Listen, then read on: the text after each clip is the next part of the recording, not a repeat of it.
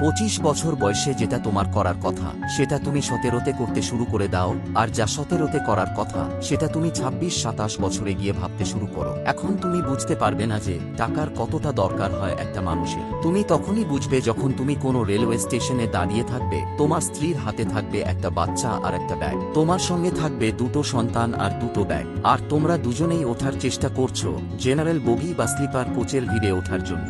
ওই ভিড়ে তোমার স্ত্রীর কোনো জায়গায় হাত লাগে বা অন্য কোনো মানুষের হাত তোমার স্ত্রীর গায়ে লাগে, তখন তোমার ফোকাস শুধু সিট নেওয়ার দিকে থাকবে, তোমার স্ত্রীর দিকে খেয়াল রাখার সময় থাকবে না। অথচ তুমি সেই মানুষ যে 18-19 বছর বয়সে তোমার প্রেমিকাকে কেউ দেখলেই চোখ উপরে নেওয়ার জন্য প্রস্তুত থাকতে, আর আজ ওই প্রেমিকার গায়ে অন্য কেউ হাত দিচ্ছে।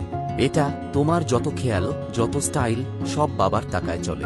বাবার টাকায় শুধু 4 না 8 না 50টা গার্লফ্রেন্ডও বানাতে পারো, কিন্তু স্ত্রী, সে শুধু তোমার নিজের উপার্জনের ওপর টিকে থাকে। এই প্রেম নামক বস্তুটা খুব সুন্দর, কিন্তু তখনই যখন সেটা সঠিক সময় আসে। ভুল সময়ে কোনো মেয়ে তোমার জীবনে এলে সেটা তোমার জন্য যমরাজেরও কাজ করবে। যদি আমার কথা ঠিক মনে হয় তাহলে কমেন্টে তোমার মতামত জানাও এবং তোমার সব বন্ধুদের সঙ্গে অবশ্যই শেয়ার করো।